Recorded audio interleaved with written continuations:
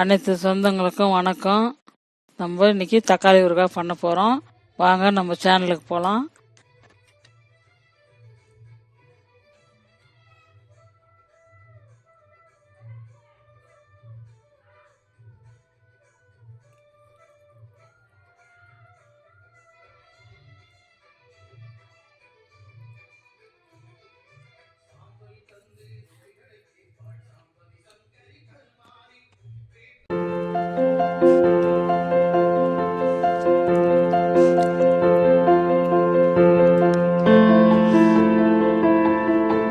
இப்போ தக்காளி பாருங்கள், 2 கிலோ தக்காளி அழைச்சி வச்சுருக்கேன்.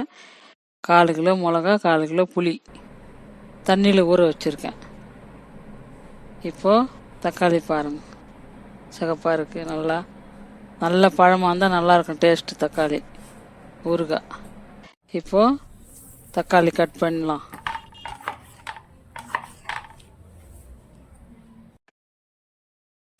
தக்காளி எல்லாம் நாளாக கட் பண்ணி வச்சுக்கலாம் தட்டில்.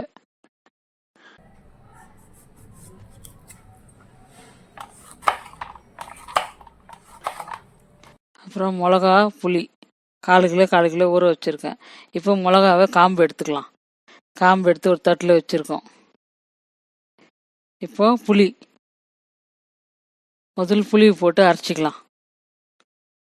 புளி போட்டு நல்லா நைஸாக அரைச்சிக்கலாம் மிக்சியில். அப்புறம் மிளகா அரைச்சிக்கலாம். மிளகா புளி அரைச்சாச்சு. இப்போ தக்காளி அரைச்சிக்கலாம். இப்போ தக்காளி அரைச்சி ஊற்றிக்கணும் ஒரு கிண்ணத்தில். இப்போ கடாயை வைக்கிறேன். கடாயை வச்சு 4 கிலோ எண்ணெய் ஊற்றுறோம். அதில் எண்ணெய் கொஞ்சம் ஒட்டாமல் இருக்கும். எண்ணெய் 4 கிலோ ஊற்றி புளியும் மிளகாவும் போட்டு கொஞ்ச நேரம் நல்லா வதக்குறேன். வதக்கினோடனே கொஞ்சம் நல்லா கலர் மாறினோடனே தக்காளி எடுத்து ஊற்றுறோம். தக்காளி எடுத்து ஊற்றி நல்லா கிண்டிக்கினே இருக்கணும். நல்லா கிண்டும் போது கல் உப்பு போட்டுக்கலாம். அதுக்கு என்ன தேவையாக இருந்தோ ஒரு இதுக்கு ஒரு பிடி உப்பு, பெரிய பிடியில் ஒரு பிடி 1.5 பிடி உப்பு போட்டால் கரெக்டாக இருக்கும் அதுக்கு. அதனால் உப்பு போட்டுக்கலாம். இப்போது உப்பு போட்டு கலக்கினே இருந்தோம்னா கொஞ்சம் நல்லா தண்ணியெலாம் சுண்டி கெட்டியாக வரணும். பச்சை வாசனை போகணும். பச்சை வாசனை போகிற வரைக்கும் நம்ம கலக்கினேக்கலாம். பாருங்கள், இப்போ கொதிச்சு நல்லா வந்துச்சு. பச்சை வாசனைலாம் கொஞ்சம் கொஞ்சமாக போகுது. நல்லா கொதிக்க வச்சுக்கலாம். கலக்கி விட்டுக்கினே இருக்கணும் சிம்பிள் வச்சுட்டு. ஏன்னா ஃபுல்லாக வச்சோம்னா தக்கன்னு அடிக்கும். அதனால் சிம்பிள் வச்சே தான் கருகாமல் பண்ணணும். அது பச்சை வாசனை போகிற மாதிரி பண்ணால் நல்லா டேஸ்ட்டாக இருக்கும். இப்போ வெந்தயம் வறுத்துக்கலாம். வெந்தயம் சீரகம் வறுத்துக்கலாம்.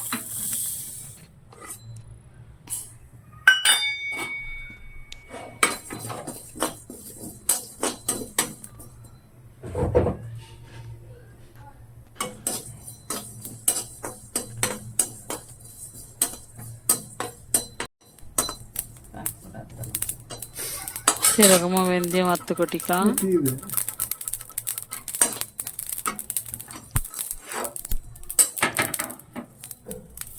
இப்போ பொடி பண்ணிக்கலாம். அது ரெண்டுத்தையும் ஆறினோடனே எண்ணெய் 1/2 கிலோ எண்ணெய் ஊற்றுறேன். 1/2 கிலோ எண்ணெய் ஊற்றுறேன். ஒரு பெரிய ஸ்பூனில் 1 ஸ்பூன் கடுகு போடுறேன் பொரியறதுக்கு. எண்ணெய் காஞ்ச எண்ணெய் கடுகு பொரியுது. பெருங்காயம் 2 ஸ்பூன் பெருங்காயம் தூள் போடுறேன்.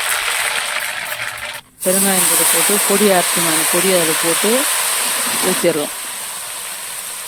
ஏற்கனவே ஊறுகால் கொட்டிடலாம். அந்த பொடி வறுத்துட்டோம் இல்லையா, அதனால் கொட்டிட்டு எண்ணெய் எடுத்து ஊற்றினா சரியாயிடும். இப்போ பாருங்கள் எவ்வளோ கெட்டியாக வந்துடுச்சு. தக்காளி ஊறுகாய் எவ்வளோ டேஸ்ட்டாக எவ்வளோ கலராக இருந்து இப்போ எவ்வளோ கலராக மாறிக்குது பாருங்கள். வெந்துச்சுன்னா இந்த கலரில் வந்துடும் தக்காளி ஊறுகாய். நல்லா இன்னும் எண்ணெய் மேலே வைக்கிற மாதிரி ஊற்றி வச்சா கெடாமல் இருக்கும். வெளியே கூட வைக்கலாம், நல்லாயிருக்கும். 2 மாதம் வரைக்கும் சாப்பிட்லாம். நம்ம பண்ணுற பக்குவம் நல்லா பண்ணி வச்சா பாருங்கள். இப்போ ஃபைனல் ஆயிடுச்சு. இந்த எண்ணெய் மிதங்குது. ஒரு லிமிட்டுக்கு தான் நான் ஊற்றிருக்கேன். நீங்கள் மேலே ஊறுகாய்க்கு மேலே பாட்டிலில் எண்ணெய் இருந்துச்சுனாக்கா கெடாது, நல்லாயிருக்கும் அப்படியே. இப்போது பாருங்கள் எப்படி இருக்குதுன்னு. ஃபைனல் இது எப்படி இருக்குது பாருங்கள். பார்க்கறதுக்கு எவ்வளோ இதாக இருக்குது பாருங்கள். சாப்பிட்டு பாருங்கள். சாப்பிட்டு பார்த்து டேஸ்ட்டு பார்த்துட்டு கமெண்ட்டில் சொல்லுங்கள் எப்படி இருக்குதுன்னு. எதுனா டவுட் இருந்தாலும் சொல்லுங்கள். மெசேஜ் பண்ணுங்க டவுட் இருந்தா.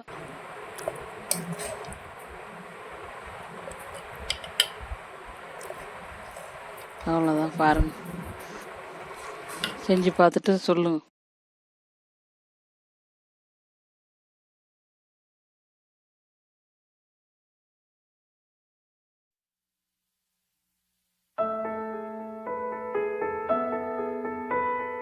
லைக் பண்ணுங்க, கமெண்ட் பண்ணுங்க, ஷேர் பண்ணுங்க.